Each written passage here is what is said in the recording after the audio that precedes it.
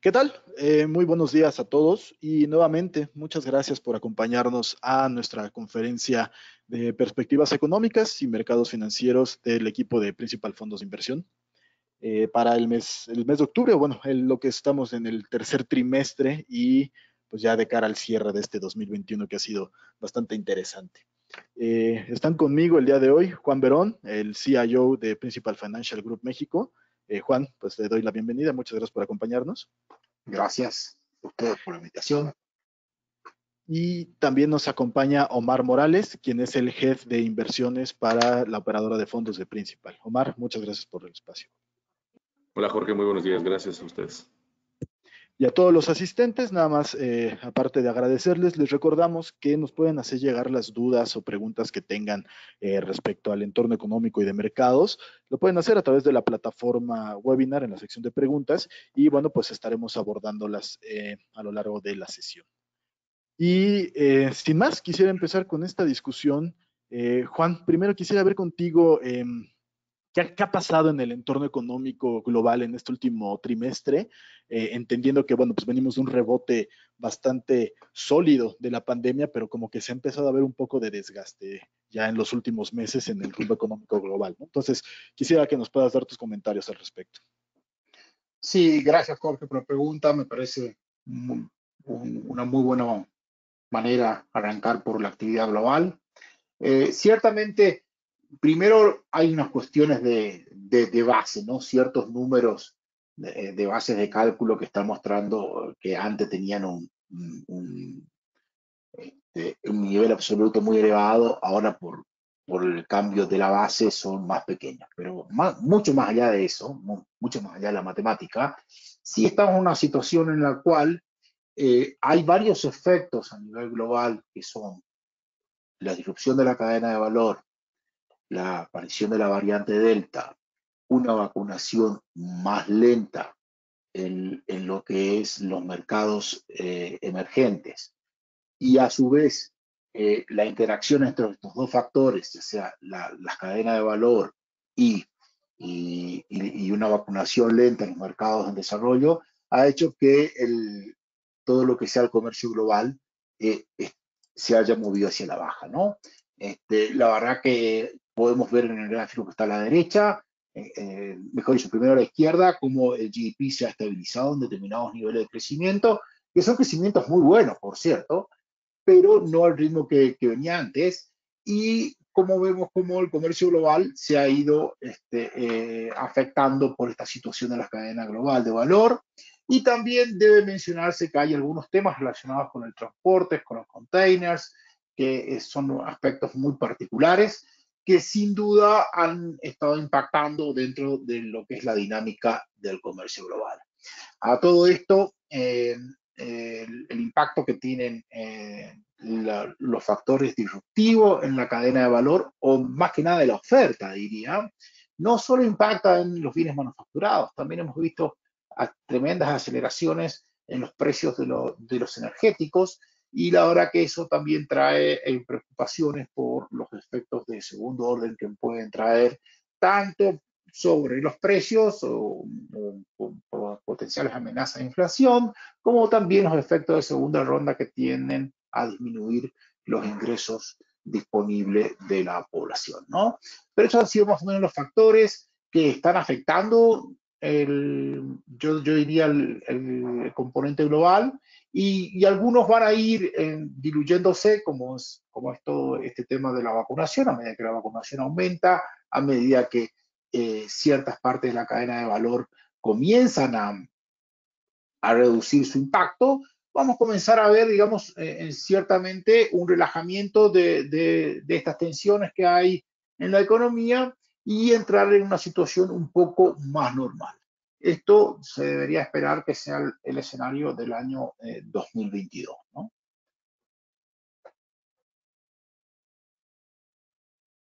Gracias, gracias Juan. Y mira, algo que creo que te estabas comentando y es bien importante rescatar que tiene que ver con la inflación, ¿no? Ahorita mucho del avance que han tenido los mercados a lo largo del año se ha estado haciendo bajo un contexto donde la inflación pues va a ser, las presiones que estamos viviendo van a ser transitorias y van a ir descendiendo gradualmente hacia los niveles objetivo, ¿no?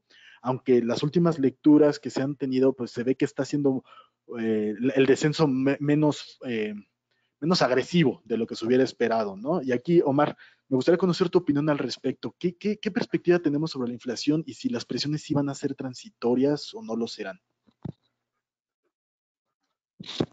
Claro, Jorge. Muchas gracias y buen día a todos.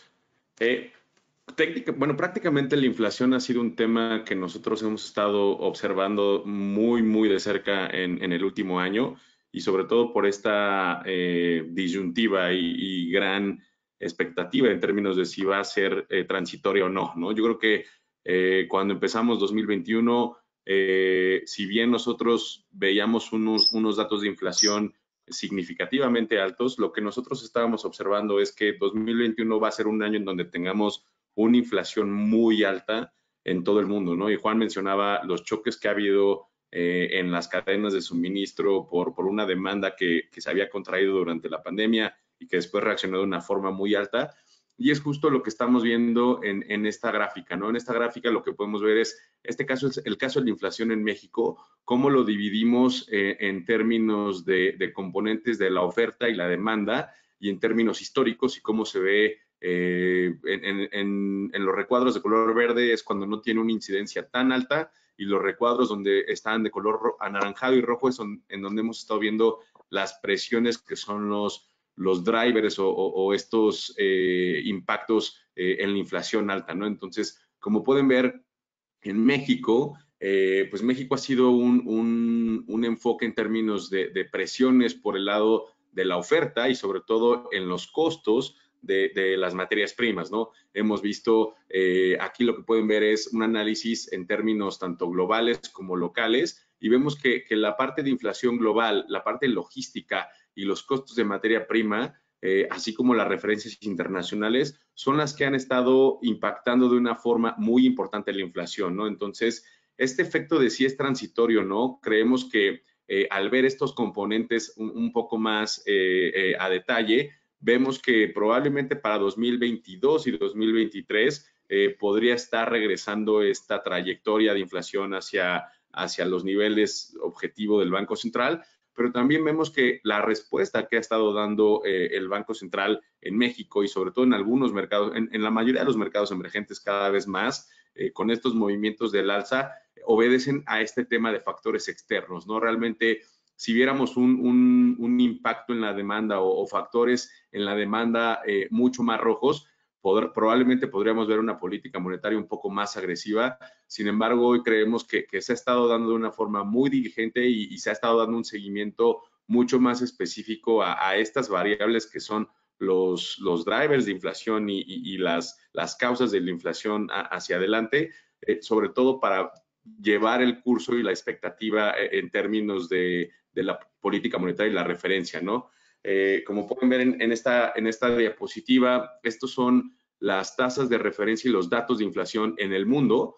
Y yo creo que 2021 va a ser recordado como un año en donde, si bien salimos de la pandemia y estuvimos en un entorno de crecimiento superior a la tendencia, también tuvimos una inflación superior a la tendencia que habíamos estado observando en los últimos 10 años, ¿no? Entonces, nosotros estamos esperando que esta transitoriedad de la inflación pues continúe a niveles hacia 2022 y 2023 un poco en esa convergencia. Sin embargo, hay riesgos que nosotros estamos monitoreando que sobre todo tienen que ver con fuentes globales en términos de la inflación y mucho tiene que ver con la reconfiguración que se dio en las diferentes economías desarrolladas, como el caso de Estados Unidos, en donde podríamos ver una ola de impactos salariales o aumentos salariales que pudieran poner una última ola de presión a la inflación, ¿no? Entonces, creo que es el gran riesgo a seguir monitoreando este tema de la inflación,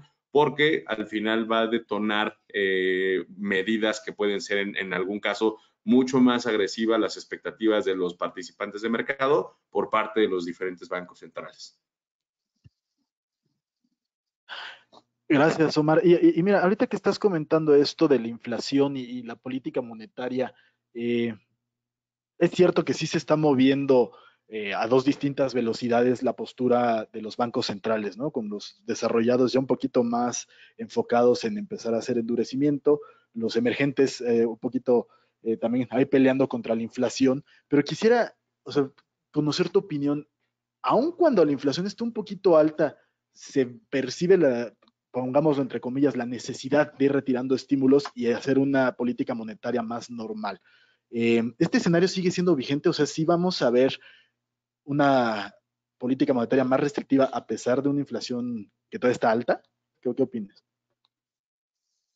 Depende mucho del país, ¿no? O sea, creo que es algo que se ha hecho muy bien en términos de este manejo de las expectativas por parte de la Reserva Federal, en donde, por ejemplo, en esta diapositiva lo que pueden ver son las expectativas de movimiento en la tasa de interés de referencia de la Reserva Federal, ¿no? Entonces, el mercado, recuerden que en febrero, marzo, se comenzó a poner muy nervioso y muy volátil, dado que estos datos de inflación que estábamos observando pues podían hacer que la Reserva Federal comenzara a subir las tasas de interés de una forma muy agresiva o que existiera una similitud con lo que vimos en 2013, cuando el presidente de la Reserva Federal en aquel entonces, Ben Bernanke, empezó a guiar al mercado para el retiro de estímulos y el movimiento en tasas, ¿no? Yo creo que en septiembre, que fue la reunión de Jackson Hole de la Reserva Federal, el presidente Powell fue muy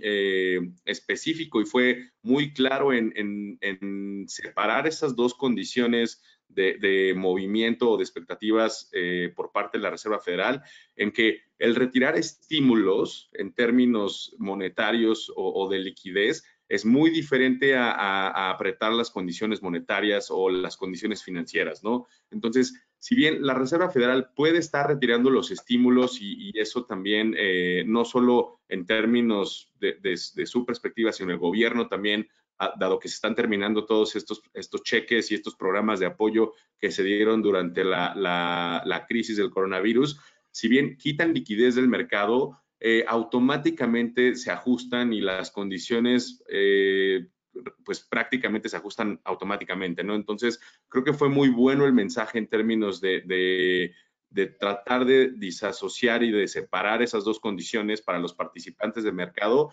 Y si bien el mercado espera que el movimiento de tasa de interés se dé hacia la segunda mitad de 2022 en primera instancia y que probablemente en 2022 vengan dos alzas por parte de la Reserva Federal, pues sí creemos que el mercado estaría anticipando si los datos de inflación continúan, ¿no? Entonces yo creo que va a depender mucho en términos de estos comportamientos y estos dinamismos de la inflación.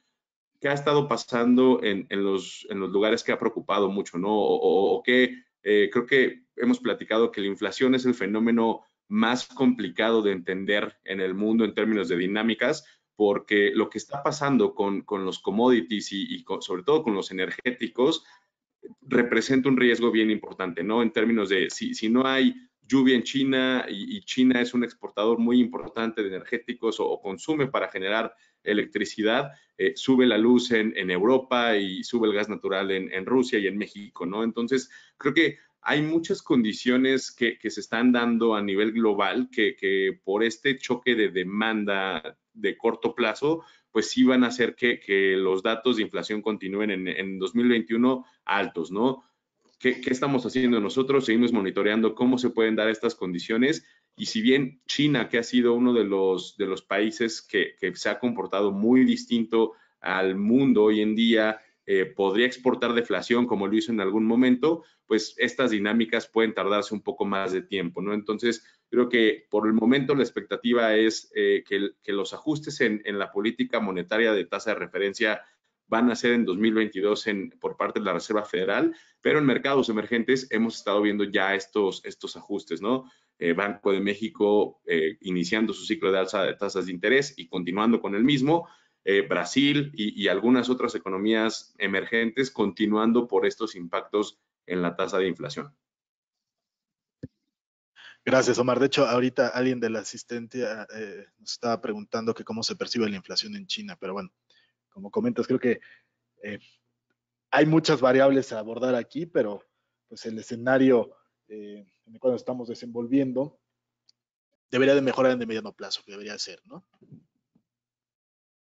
Sí, yo creo que al final, o sea, definitivamente, como les mencionaba, es uno de los riesgos más importantes que nosotros vemos en el panorama para los siguientes 18 meses, pero creo que lo que ha demostrado la economía global en términos de la adaptación y la adopción de estos choques, en algunos casos puede sorprender, ¿no? Digamos, creo que en algún momento nos llegó a sorprender que la adopción de la tecnología nos diera menor inflación por eficiencia, ¿no? Y hemos visto que el COVID lo que hizo fue acelerar la adopción de tecnología en algunos sectores o inclusive pues toda esta gente que cambió de trabajo por diferentes habilidades y por diferentes cosas, pues va a estar comportándose diferente en los siguientes meses, ¿no? Entonces, creo que decir que la inflación de una forma sostenida va a continuar en este ritmo sería demasiado, pues, incierto y podría ser un entorno en donde va a haber varios factores que no conocemos que podrían hacer que esta inflación inclusive converja como se espera o tal vez un poco más rápido, ¿no? Definitivamente creo que nosotros, como lo vemos, es el riesgo más importante por lo que detona en términos de expectativas de política monetaria, pero tampoco tratamos de estar pronosticando los niveles de inflación, ¿no? Monitoreamos muchos precios y monitoreamos lo que está pasando en las diferentes cadenas productivas como para tratar de tener una idea de la tendencia sobre todo, pero no del nivel específico de la inflación. Sí, ahí complemento un poco con algunas cuestiones de lo que decía Omar. Es muy difícil, digamos, tratar de pensar cuál es el nivel de la inflación global, porque son demasiados los factores que aparecen, ¿no? La verdad que 3 meses atrás, si uno se preguntaba qué probabilidad hay que haya una suba del gas natural de la forma que sucedió, y es muy difícil de predecir, ¿no? O si este tema de los containers que está afectando los precios de ciertas mercancías no iban a ser un tema o no, y la verdad que este tema ya viene hace rato, pero nunca hubiese esperado que se agrave hasta esta magnitud, ¿no? Cuando uno comienza a ver los riesgos a los escenarios y a los niveles de inflación, es muy difícil cuando hay tantos factores que en una economía que se está volviendo a organizar y donde en el medio hubo cambio estructural en la economía, y es muy difícil tratar de pronosticar hipótesis de comportamiento que den lugares a pronósticos un poco más robustos, ¿no?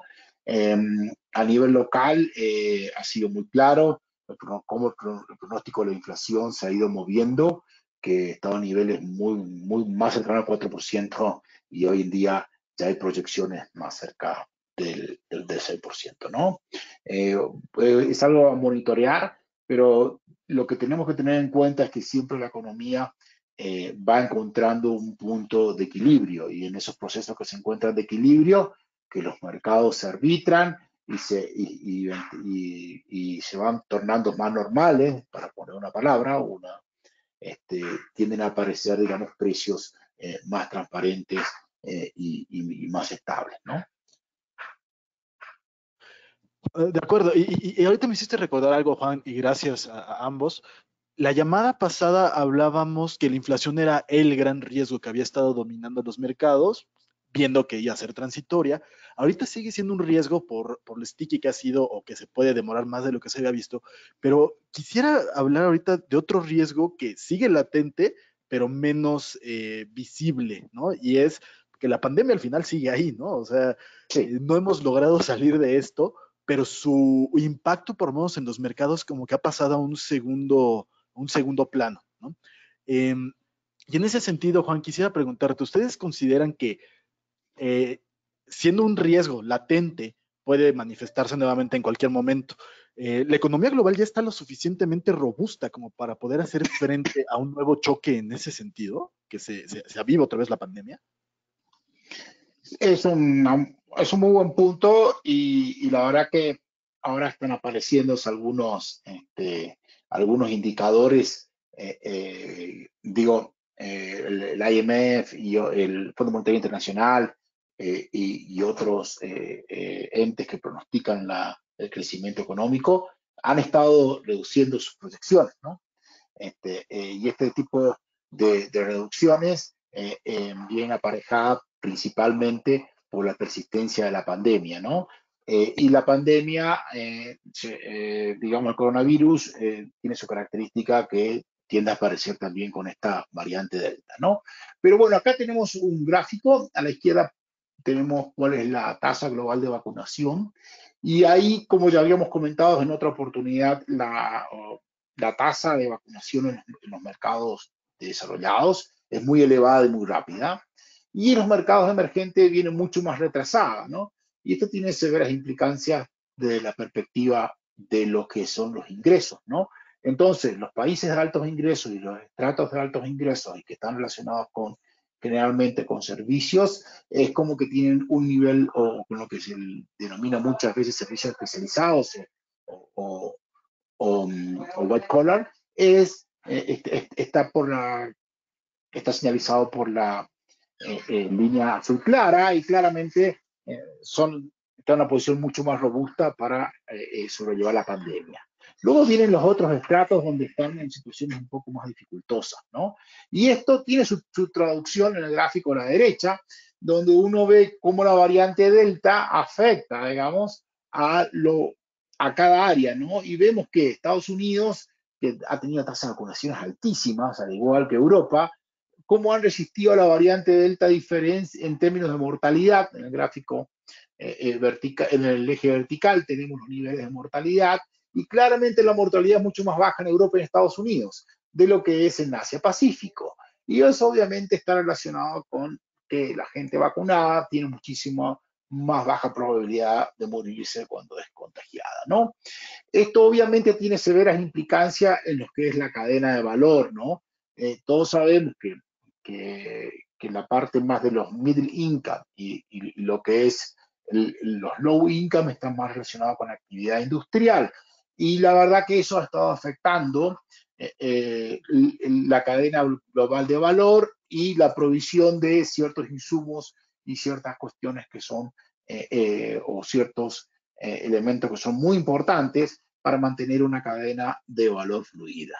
Esto ha traído presiones, ha traído disrupciones, ha traído cuellos de botellas, y obviamente en la medida que la tasa de vacunación sigue en ascenso, podemos pasar a que este segmento de países que muchas veces está relacionado con segmentos de la economía permita que a futuro, por más que sigan apareciendo variantes de coronavirus, aún así pueda aparecer, digamos, un mayor nivel de inmunidad y mayor mortalidad, y eso haga que la gente pueda ir a trabajar y pueda efectuar estos trabajos que están relacionados con las cuestiones que le dan fluidez y a la cadena de valor y que se desaparezcan estos cuellos de botellas, estas disrupciones y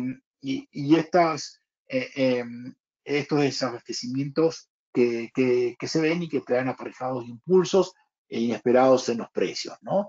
O sea, eh, sigue siendo la tasa global de vacunación un factor muy trascendente a la hora de determinar cuán fluidos pueden ser tanto los mercados de bienes y cómo los mercados de bienes pueden terminar afectando ya sea la provisión de servicios como también de servicios energéticos, o los utilities o los servicios energéticos. Sí, todo este tipo de cosas deberían ir pasando hacia el 2022 y por eso esperamos que tener toda la población vacunada, gran parte de la población mundial vacunada, va a ser un factor de normalización de la economía y esto a su turno le va a traer mayor, yo diría, eh, eh, rusticidad, digamos, ¿no? O resiliencia, como se dice hoy en día. Ciertamente, lo que se percibe a nivel global es algo que no se está viendo desde hace muchísimos, yo diría hace varias décadas, y es una situación en la cual hay un exceso de demanda por sobre la oferta, digamos. O sea, mientras la demanda sea persistente, lo que uno tiene que esperar es que aparezcan factores de normalización, tanto en los mercados de insumos como de bienes, y también de factores como es la disponibilidad de trabajadores, que a su turno le den normalidad a la situación. En fin, digamos, es mucho más fácil tratar de ir arreglando problemas de oferta en forma paulatina mientras hay una demanda persistente, que a la inversa, ¿no? Donde uno tiene una oferta y hay una demanda que está extremadamente deprimida y en un círculo vicioso, ¿no? Dicho de otra manera, hay un círculo virtuoso en curso, hay un círculo que está definiendo el inicio de un nuevo ciclo, algo que ya lo comentamos varias veces en las conferencias trimestrales. Este nuevo ciclo no es lineal. Dentro de los ciclos también hay miniciclos que afectan, digamos, la situación de la economía, pero de ninguna manera esto es una amenaza concreta hacia la recuperación global y que pueda abortar este ciclo, ¿no? Sí estamos en pasos firmes, y simplemente están apareciendo shocks desde diferentes perspectivas que la economía está en condiciones de absorberlo. Y en la medida que tengamos mayor normalización de los mercados, no vamos a tener tasas de crecimientos de doble dígito, como se dieron por cuestiones de efecto base, o superiores al 5% a nivel global, más allá, digamos que el Fondo Monetario Internacional, por ejemplo, está estimando para 2021 5.9 y un 4.9 en 2022, ¿no? Son números muy importantes, digamos, pero el sostenimiento de un nivel de crecimiento global por encima del 4% es posible y la economía está en condiciones de dar, yo diría, ese resultado y naturalmente esto trae una connotación positiva porque sin duda que va a traer una rotación de crecimiento desde Estados Unidos hacia otras áreas geográficas, en particular los mercados emergentes que vienen bastante atrasados, ¿no? Muchas gracias, Juan. Y mira, esto que comentas creo que es bien interesante para recordarlo, ¿no? Que a pesar de los choques que hemos estado viviendo actualmente, hay un entorno económico robusto. Como dices, se está arrancando un nuevo ciclo y pareciera que los fundamentales siguen siendo favorables para las inversiones, ¿no? Y aquí me gustaría conocer la opinión de Omar al respecto, ya hablando de mercados financieros, del mercado de renta variable, ¿no? Con este entorno que nos describía Juan, pues todavía un crecimiento, sí es cierto que hay algunas disrupciones todavía en las cadenas, pero los índices accionarios siguen subiendo, ¿no? Y si bien han pasado un bache últimamente, yo quisiera saber tú qué opinas al respecto, Mar. O sea, dejando a un lado este pequeño respiro, podríamos llamarlo de cierta manera, que hemos visto en las últimas semanas, ¿hay momentum o hay todavía potencial de retorno para la renta variable previendo un mejor entorno económico hacia adelante? Claro, Jorge. Pues miren, en esta lámina lo que vemos son los retornos en diferentes ventanas, en términos de una semana, un mes, 3, 6, 12 meses y un año, y vemos cosas bien interesantes, ¿no? Vemos que, por un lado, todo este tema de ligado a la actividad económica y al final los retornos de los activos, acuérdense que siempre se maneja en términos de las expectativas futuras, ya sea en cuanto a crecimiento, de utilidades o crecimiento económico o algún tipo de bondad que tenga, como puede ser el caso de una protección inflacionaria, ¿no? Entonces, hemos visto de una forma muy marcada cómo los activos de riesgo y cómo estos activos cíclicos o ligados a una recuperación económica, a una reapertura y a un crecimiento en utilidades son los que han estado demostrando rendimientos positivos y muy fuertes, ¿no?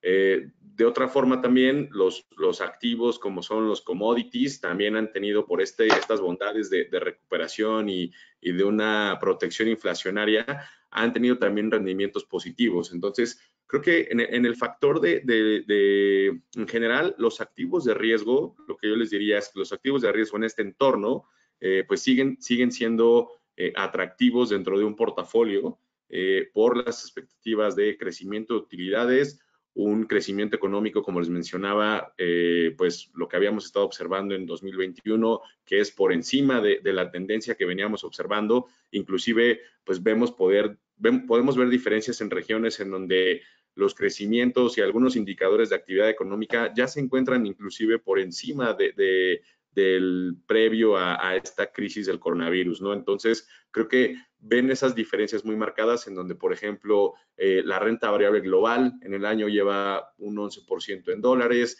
Estados Unidos es de los activos de riesgo que mejor se ha comportado, dado que toda la parte del estímulo fiscal y monetario que hubo, pues ayudó a que la economía no perdiera dinamismo y que siguiera bastante fuerte.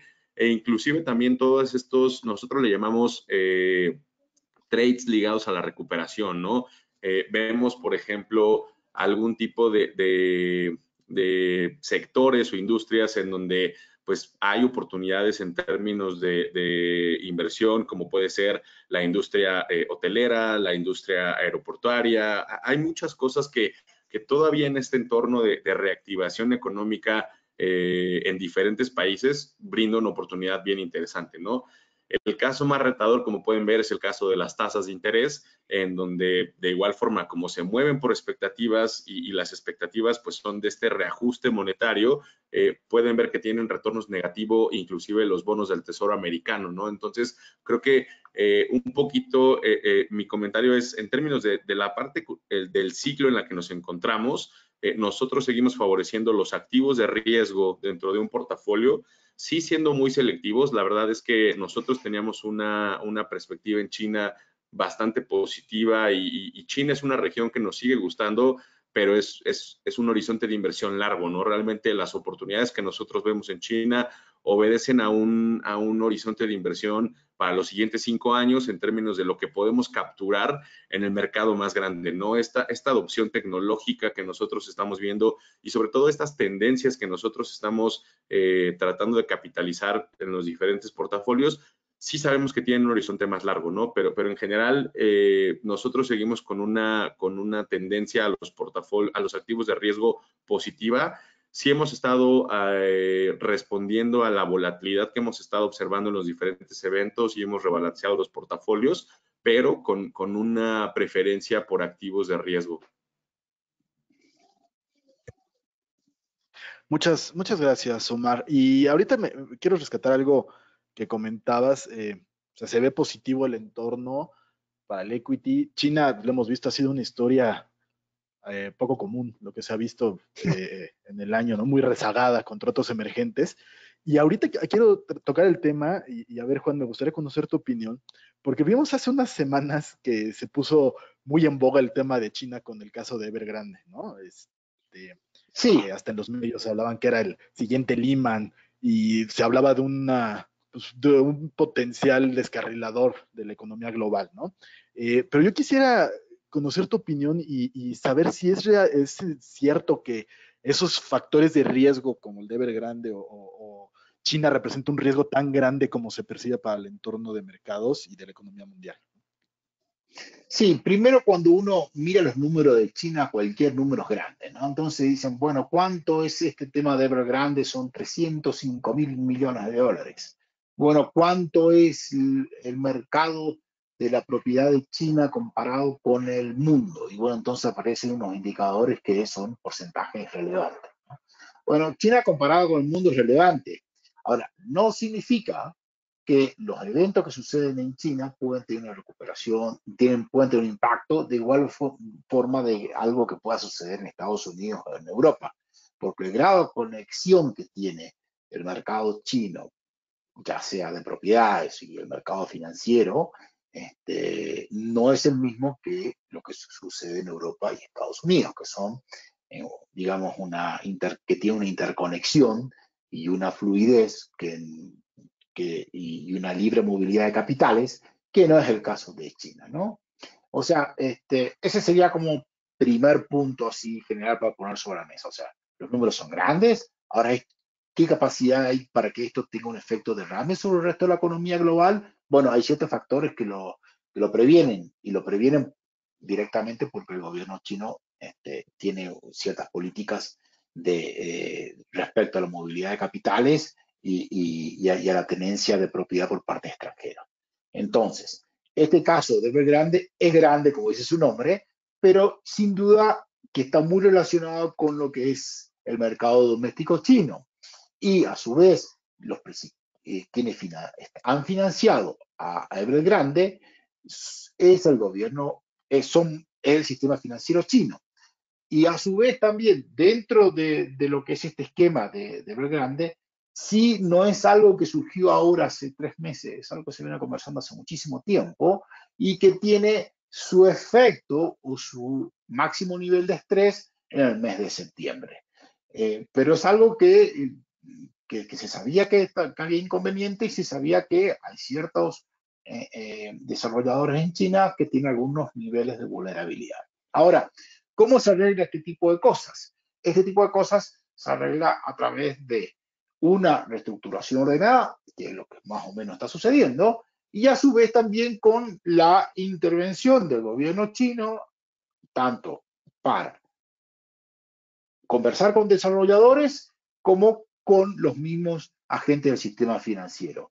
Eso obviamente hay formas de lograr un equilibrio y hay forma de que esto sea una reestructuración ordenada y que no afecte al sistema financiero global, que no haya sido un derrame, no haya tensiones mayores, ¿no? Obviamente, si esto es positivo para la economía china, desde ya que no. Y obviamente sí afecta el nivel de crecimiento que podemos esperar de China para el año 2022. ¿Cuánto afecta? Bueno, yo lo que sí tengo que decirles es que China viene ya desde el principio de años con indicadores muy negativos, o no positivos, para ponerlo elegante, a diferencia del resto del mundo que viene con indicadores de sentimiento, de confianza y de producción mucho más positivos. Entonces, puede ir mucho más abajo, sí, siempre se puede ir un poco más abajo, eso es lo que uno va aprendiendo a lo largo de la vida, pero el caso de China, en realidad, mucho ya está dentro de lo que es la economía y mucho también está dentro de los precios, ¿no? Hay los precios de los activos de China, particularmente los relacionados con las bolsas, están 10-15% del mínimo del año 2020. O sea que están en niveles, digamos, de bastante estrés, ¿no? Dicho de otra forma, ¿cuánto esto puede afectar la economía real y el sistema financiero? Nosotros creemos que gran parte de esto ya está incluido en la dinámica, tanto de cómo opera la economía como de los mercados financieros. En fin, creemos también que el gobierno chino siempre, y acá podemos ver en el gráfico que está a la izquierda, ha realizado impulso, tanto de la perspectiva de crédito como de la perspectiva fiscal. ¿Tiene herramientas para hacerlo en el corto plazo? Sí, y las va a hacer. Y creemos que eso estaría sucediendo hacia el año 2022. Lo que no hay que pensar es que nosotros tenemos por ahí un pensamiento más occidental, que las cosas suceden con a cierta velocidad y de cierta forma y con un cierto marco, y en China sucede de otra forma, lo cual yo no digo que sea ni bueno ni malo, sino que simplemente nosotros estamos acostumbrados a una velocidad de ajuste que no es la misma de cómo sucede en China. ¿Qué quiero decir esto? Que este ciclo de crédito, que ha estado a la baja, como puedes verse en el gráfico a la izquierda, podría aparecer hacia el año 2022 con un ciclo positivo y hacia el alza. Y esto obviamente va a tener impacto dentro de la economía china, va a servir para arreglar mercados de bienes, servicios, factores y financieros que están en alguna situación de estrés y van a volver a traer ciertos niveles de normalización. Respecto a cuánto ha impactado esto dentro de lo que son las categorías, dentro de lo que es la estabilidad financiera, puede verse el gráfico a la derecha que ha estado en niveles bastante controlados, ¿no? Vemos cuál es el promedio a largo plazo y ese es el nivel en el cual estamos. Ahora, ¿cuánto esto ha afectado a las clases de activos que pueden estar relacionadas con este estrés financiero? Y si uno va y mira cómo están los mercados de bonos de alta calidad o de baja de calidad fuera de China, y vemos que el impacto no ha sido importante, digamos. Y a su vez, gran parte de las compañías que están detrás, tanto del mercado de alta calidad, de los bonos de alta calidad como de baja calidad, han tenido importantes mejoras, tanto en la generación de cash flow como en la reducción de la deuda, en la disponibilidad de cash flow y a su vez también cuando digo es disponibilidad de cash, disculpen, y a su vez también dentro de lo que es el bajo costo financiero que tienen. En fin, un bajo costo financiero, disponibilidad de caja, generación de caja y bajo nivel de endeudamiento, todo en conjunto hace que haya márgenes de maniobra fuera de lo que es Estados Unidos, fuera de lo que es China, muy elevados, ¿no? En concreto, ¿va a estar afectando? Sí, el nivel de crecimiento global de 2022 en China y su impacto que eso tiene en el resto del mundo, y a su vez también, que ya sucedió, el impacto en determinados niveles de metales duros o de commodities relacionados con la construcción, ¿no? Y hemos visto bajas importantes de precios, que aparecen rezagados frente a los soft commodities como son los cereales, o bien a los energéticos, o bien a otro tipo de commodities de más calidad, ¿no? Muchas gracias, Juan. Aquí recibimos varias preguntas sobre el sector inmobiliario en China. Creo que ya abordaste los temas. Y aprovecho para recordarle a la audiencia, nos pueden hacer llegar sus inquietudes y las estaremos atendiendo en estos espacios. Y bueno, pues ya teniendo un poquito más claro lo focalizado contenido que pudiera llegar a ser el tema de China, y ya hablando del entorno, habiendo abordado el entorno global, me gustaría pasar al entorno económico local, Juan. Y ahí me gustaría que tú me ayudes a ver ¿cómo está viendo el entorno local? Porque pues, últimamente se ha hablado que también México se ha estado sumando a esa ola de enfriamiento o desaceleración global, ¿no? Entonces, quisiera hacer sus comentarios al respecto. Sí, bueno, tenemos acá un slide muy interesante. Lo primero que hay que decir, digamos, es que no están en estos gráficos, es que nuestra instancia positiva que hemos tenido sobre la economía local es mucho más positiva de lo que fue el promedio de la economía. Al final se manifestó y se manifestó muy por encima de nuestro positivismo, ¿no? Creo que nuestro optimismo fue superado y se está hablando de tasas de crecimiento para este año de 6%. Nosotros siempre estuvimos un par de puntos por encima de los consensos, no porque nos dedicamos, como hizo Omar, a hacer tantas predicciones, pero sí veíamos una economía que en determinados sectores traía un fuerte ímpetu, y además veíamos también el impacto que estaba teniendo la economía de Estados Unidos como locomotora de la economía mexicana, ¿no? Bueno, lo que primero tenemos que ver, el gráfico de la izquierda, es algo que sucede a menudo, donde, digamos, la zona sur es donde más le cuesta a la economía y donde más está relacionado con contacto físico y donde menos reacción hay respecto a lo que es la recuperación y menos vinculación con lo que es Estados Unidos, ¿no? Y la verdad que, bueno, no es algo positivo. Obviamente la zona norte, que está más vinculada con Estados Unidos, es más industrial y está más relacionada con la provisión de ciertos servicios, la que primero despega. Y la zona central es más cercano, digamos, a lo que son los niveles promedio, ¿no? Eso es algo que viene sucediendo hace bastante tiempo y la verdad que lo único que hace es como que agravarse un poco, ¿no? También si uno puede trazar ciertos paralelismos entre los niveles de ingresos que hicimos para la economía global y cómo eso también está afectando aquí a la economía local, ¿no? En el gráfico del medio, lo que vemos es que la economía local se ha caracterizado por mantener un determinado nivel de consumo que se traduce a través de ese indicador de ventas de ANTAD, ¿no?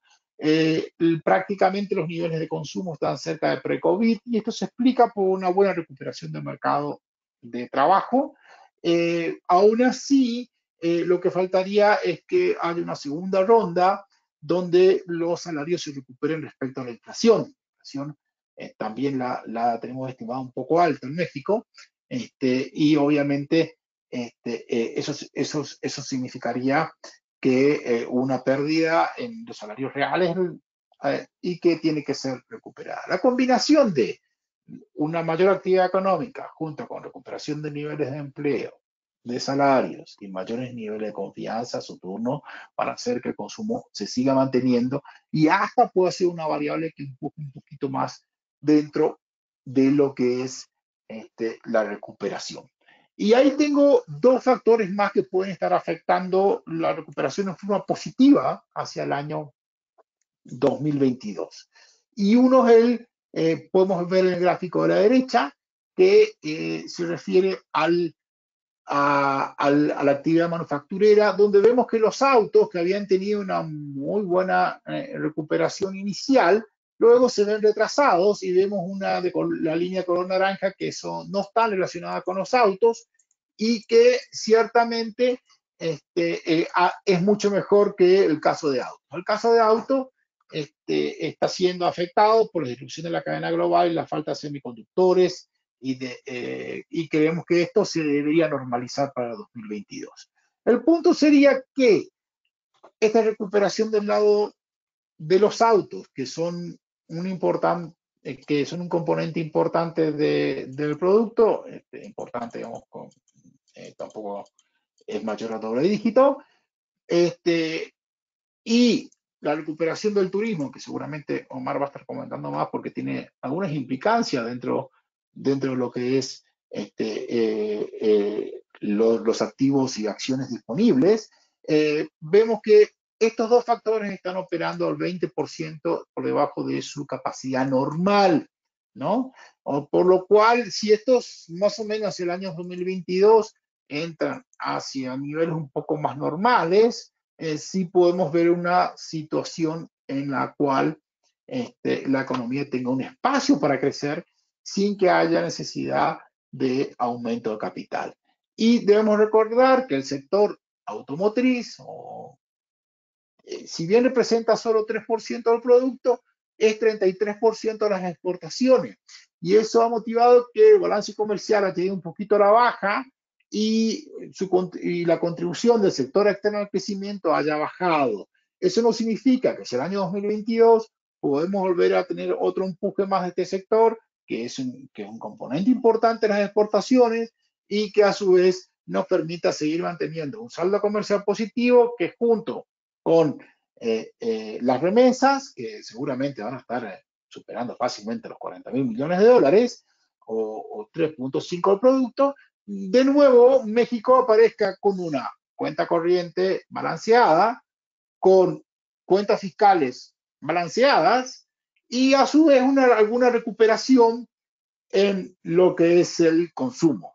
Y todo eso puede generar, digamos, que el crecimiento del producto esté por encima de lo que son las expectativas, ¿no? Ahora, todo esto es un escenario de recuperación. De mediano plazo, y como ya comenté en la reunión trimestral anterior, sí la recuperación de la inversión hacia niveles pre-COVID sí son relevantes. Es imperativo recuperar la inversión para tanto privada como pública, para que el producto potencial de mediano plazo se mantenga en niveles aceptables. De otra forma, esta recuperación y este ímpetu que podríamos tener hasta inclusive el año 2022, posteriormente podría ir apagándose. Pero por el momento lo que tenemos es que hay dos sectores, turismo y automotriz, que podrían jugar positivamente para el año 2022 y a su vez una economía particularmente que se puede ver beneficiada por el buen funcionamiento de la economía de Estados Unidos, el plan de infraestructura y el efecto que también se está entrando en una etapa de aceleración, que ha sido la situación de China, que si bien no es positivo para la economía mundial, en un entorno de disrupción de cadena de valor y con todo lo que está sucediendo, lo que se denomina nearshoring, o sea, las inversiones un poco más cerca de lo que es el consumidor, de nuevo lo posiciona a México en una posición privilegiada. En fin, hay todo un conjunto de factores a nivel global, regional y local que juegan a favor, pero sí es necesario tratar de buscar niveles de inversión que le den mayor proyección a la economía de mediano plazo. Muchas gracias, Juan. Y creo que es una interesante reflexión esta que nos presentas, porque por otro lado hay algo de ruido con los factores de riesgo que ya habíamos comentado anteriormente. Y quiero tocar ahorita el tema de la inflación aquí en México, ¿no? Porque, bueno, tuvimos la semana pasada que se publicó la lectura todavía en el 6% para el mes de septiembre. Y por otro lado, pues Banxico ya manifestó que está preocupado que las expectativas no se normalicen o no converja la inflación hacia su nivel objetivo, ¿no? Por eso subieron la tasa. Entonces, aquí me gustaría conocer la opinión de ambos, Juan, Omar. Eh, ¿Qué ven al respecto? O sea, Banxico va a seguir subiendo su tasa para contener la inflación y si no pondría en riesgo este escenario que nos presentan. No sé si quieras empezar tú, Omar, con la información. Sí, bueno, como les mencionaba, en términos de los factores de la incidencia en la inflación o digamos, cuáles han sido los drivers para que la inflación esté un poco más alta de lo que se esperaba en este año, veíamos estos factores de externos y en términos de los costos de producción, ¿no? Y lo que pueden ver aquí es de largo plazo o desde 2019 cómo se ve esta trayectoria de inflación en México, ¿no? Entonces vemos que las incidencias, sobre todo en la parte de bienes, pues ha sido muy alta y que tanto la parte de energéticos como algunas otras variables, pues han estado en cierta forma controladas, sí con sobresaltos, pero que al final, pues son los que han estado preocupando las expectativas, ¿no? Como les mencionaba en la diapositiva que voy a mostrar ahora, yo creo que si Banco de México viera que en este tema particular tenemos choques de demanda o que estas partes o estos recuadros verdes en México se empiezan a comportar un poco más hacia el rojo, podría llegar a tomar una instancia un poco más agresiva en términos monetarios, ¿no? Entonces, nosotros creemos que hasta que eso no suceda, Banco de México va a continuar con su trayectoria de aumentos de la tasa de interés en 25 puntos base en las siguientes reuniones de aquí a diciembre y que podríamos ver pues todavía un poco más en términos de la primer mitad del año, si esta famosa convergencia en la inflación en el mundo, no solo en México, pues empieza a materializar, ¿no? Entonces, creo que ahí sí es un tema muy importante en términos de estar observando un poco más a detalle la inflación y cuáles son estos riesgos, sobre todo, pues viniendo de la parte de oferta y demanda, en cómo está impactando la inflación, ¿no? Entonces, por el momento, nosotros continuamos con que la política monetaria del Banco de México va a continuar con este ciclo de alza de tasas de interés de aquí a diciembre. Y que probablemente va a estar muy dependiente a estos datos que empecemos a ver en 2022 hacia la convergencia de la inflación. Muchas gracias, Omar. Nos preguntan por acá, y ya para entrar a mercados, nos preguntan por la expectativa o la perspectiva que se tiene respecto a las distintas clases de activos, pero antes de entrar a ello, ligándolo con lo que comentabas, nos preguntan qué se puede hacer cuando las presiones inflacionarias vienen del exterior. O sea, ¿cómo podríamos actuar en un portafolio con este entorno que estamos comentando, ¿no? Sí, y yo creo que me recuerda mucho cuando estuve participando igual en una entrevista de los activos que se pueden hacer en un entorno inflacionario, ¿no? Les mencionaba que los activos normalmente pues tienen expectativas en términos de crecimiento y sobre todo tienen también esas expectativas de protección inflacionaria, ¿no? Cuando tenemos un portafolio en términos de activos financieros, la inflación no esperada es la que le hace más daño a los activos, dado que pues tenemos que, yo creo que la primer meta de un activo financiero es que te ayuda a preservar el valor del dinero en el tiempo, ¿no? Y entonces cuando tú tienes inflación más alta de la esperada, pues ese objetivo no se cumple y entonces tú requieres una tasa de rendimiento mayor, ¿no? Entonces, eso pasa con los bonos, sobre todo en términos de una tasa de interés, ¿no? Dado que ya no tienes tú una tasa de interés que te permita hacer una tasa real positiva, demandas tú una tasa de interés mayor, ¿no? El caso de las acciones es diferente. Las acciones, al estar ligadas a una economía en donde por parte del crecimiento económico es lo que está detonando la inflación, las empresas generan utilidades y adicionalmente las empresas pueden ser capaces de estar acomodando los precios de sus bienes y servicios, haciendo este traslado de la inflación a los consumidores, ¿no? Entonces, En primera instancia, cuando vemos bonos contra renta variable, la renta variable te ofrece bondades mucho más específicas a protegerte de la inflación, ¿no? El siguiente activo o el activo más correlacionado ante esta inflación inesperada, sobre todo de la demanda y como lo hemos estado viendo este año, son los commodities o las mercancías, ¿no? Y acciones indirecta o directamente relacionadas con ellas, ¿no? Juan mencionaba el caso de los soft commodities, como pueden ser los granos, el caso del sector energético y lo que tiene que ver con petróleo, gas natural y acciones que se encuentran dentro de ese sector también brindan una perspectiva de protección inflacionaria eficiente.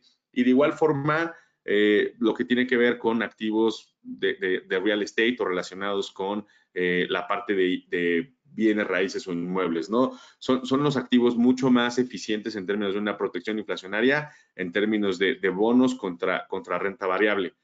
Dentro del escenario de bonos, pues ante este escenario de alzas de tasas de interés por parte de los diferentes bancos centrales para combatir la inflación, el peor escenario que puedes estar es en los cupones cero o en este caso en México los CETES, porque van a estarte incorporando estos movimientos de alza de tasa y entonces vas a estar tú teniendo que reinvertir de una forma muy constante para que tengas tú una tasa mayor y una tasa real, pues en el mejor de los casos de cero, ¿no? O al igual que la inflación. En el caso de México tenemos los instrumentos conocidos como dibonos, que son los que te brindan esa protección inflacionaria, dado que tienen esa revisión ligada a las variables de inflación o al INPC, ¿no? Entonces creo que es algo muy importante. Nosotros hoy en día hemos estado privilegiando mucho en términos de renta fija los UDIbonos y los instrumentos revisables que nos ofrecen un poquito más de sobretasa para hacer el minimizar el impacto de estos instrumentos nominales o los CETES. Pero sí hemos estado muy cargados hacia los activos de renta variable, los activos de riesgo, ¿no? Porque vemos estas bondades en términos de mayor crecimiento económico, genera mayor utilidades y eso genera mayor expectativa en términos del performance de las diferentes bolsas en el mundo, ¿no? Hemos tenido una clara preferencia a acciones en Estados Unidos, porque hemos visto que todo el estímulo y todo el crecimiento ha estado de una forma muy eficiente incorporándose en los precios y vemos que esta temporada o en general los reportes de las compañías, aunque se espera un trimestre que no sea tan bueno o que veníamos de una aceleración muy rápida en los primeros 2 trimestres del año, pues pueda venir un poco más normal en términos de la expectativa de crecimiento, pero seguimos viendo Estados Unidos para lo que resta del año como una región en términos de renta variable que ofrece un atractivo muy importante contra otros países desarrollados e inclusive contra algunos mercados emergentes, ¿no? En el caso de la renta variable mexicana, hemos estado de igual forma expuestos a este tema cíclico y de recuperación que hemos estado nosotros privilegiando para contener esta alza inflacionaria, pero en general, Jorge, yo te diría que ante una expectativa de inflación no anticipada, los activos relacionados al riesgo o equity en general son los que te ofrecen una mejor protección. Muchas gracias, Omar, y Sí, gracias también por el resumen de sí, estrategia. Perdón, Juan. ahí aparece algo raro, ¿no? Como que cuando uno dice, bueno, las acciones son más riesgosas que los bonos, ¿no? Entonces uno dice, bueno, en realidad tiene que, como yo mitigo un escenario que tiene más riesgo, ¿no? Porque al haber más inflación, el entorno global se pone más riesgoso, ¿no? Y acá es como que no es contraintuitivo, ¿no?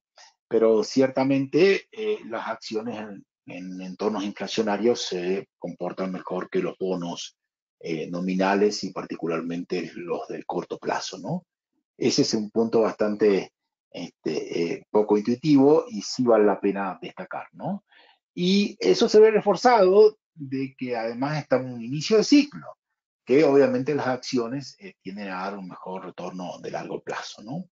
O sea, eh, por un lado tenemos este vertical y por otro lado tenemos el vertical de los bonos, que uno puede ir a buscar protección inflacionaria con los UDIs.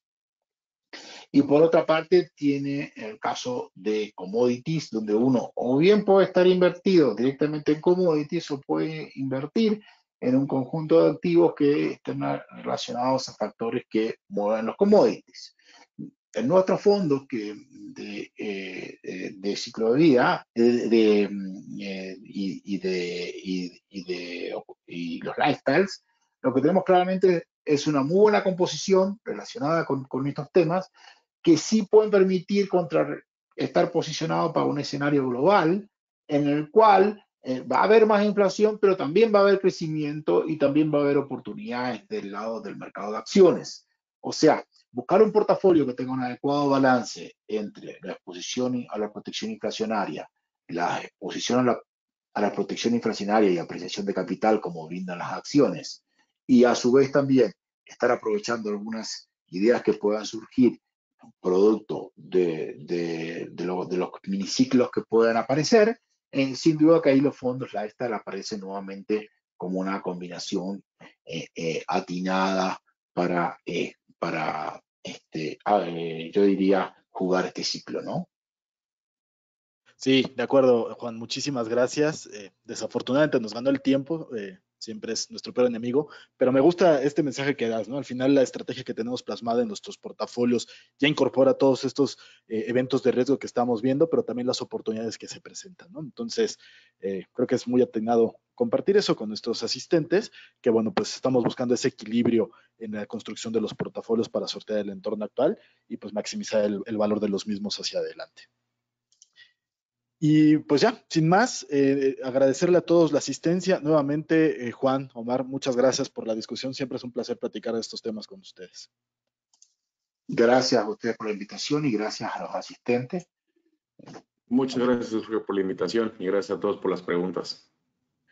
Muchas gracias y a toda la asistencia. Nuevamente, gracias por acompañarnos y los esperamos con muchísimo gusto en la siguiente llamada que tendremos para el mes de enero con Juan y con Omar para ver las perspectivas del 2022. Sin más, les deseo que tengan un excelente día. Hasta luego. Hasta luego.